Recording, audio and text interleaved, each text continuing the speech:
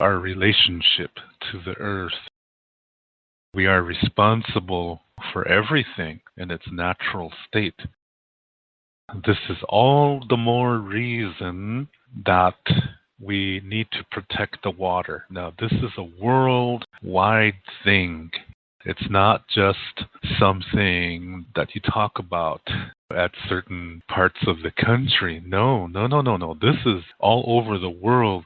Our water is threatened. All over the world, our water is threatened. And we got to make a stand. All over the world, we have to make a stand and say, we love the earth, we want to live, we need the earth, we want to live with each other. We have to come together. We can still disagree on things. We don't have to be friends, but we need to find a way to get along. We need to find a way to respect each other's differences and still have peace. There is a way we can do this. We don't all have to be in the same belief system, in the same whatever, but there needs to be some things that we share that is important to every one of us. And that begins with earth, wind, fire, and water. Because we all bleed red. This is why red is a sacred color. Red does not represent Indians. Red represents life, and water is life. The sun gives us life. The wind gives us life. We need to protect all of that. All of us, not just natives, but everybody. The sun shines on everyone. We all breathe the same air. We all have flesh. We all have organs that we can even have organ transplants. When someone dies and their organ is still good, whatever it is, whether it's heart or lungs or whatever, even hands, that they can go to somebody who needs that. And it can work.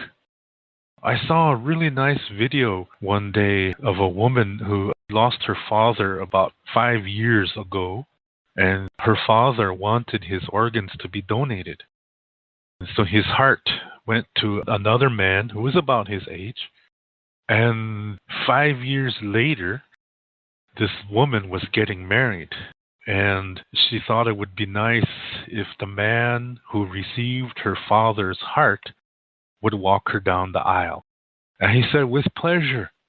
So he showed up.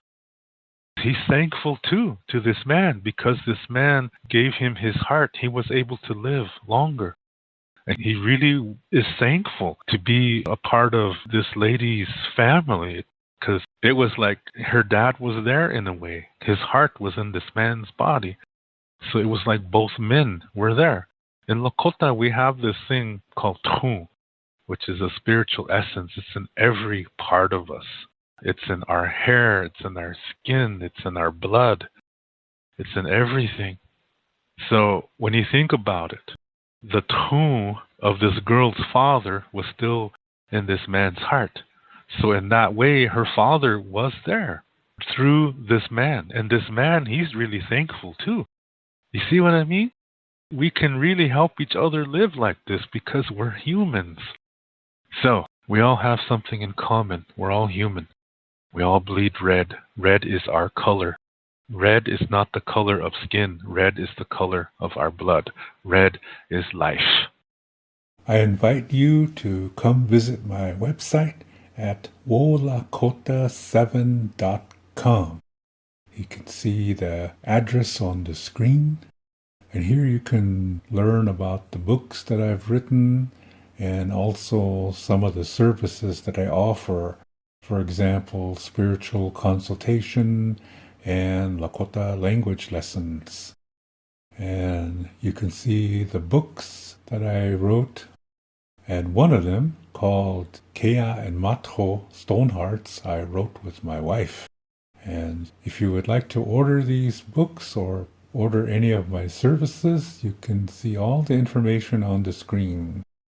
And for more questions, please write to me at the email address that you see at the bottom right of the screen. Thank you very much for listening to this video, and I really appreciate your support of this channel. Also, thank you for the comments that you leave. I read them all, and I really appreciate them. And if there's information here that can help you, then that's cool. And if not, then, well, that's okay too. And thank you very much for being a part of this community. I invite you to visit my other channel, which is called Lakota Language from the Heart. And I'm putting a link to it in the video description. So check out my new channel, which is exclusively about learning to speak the Lakota language from the heart. Everything is a circle. There is no end. So that's why we say until next time, which in Lakota is Doksha Ake.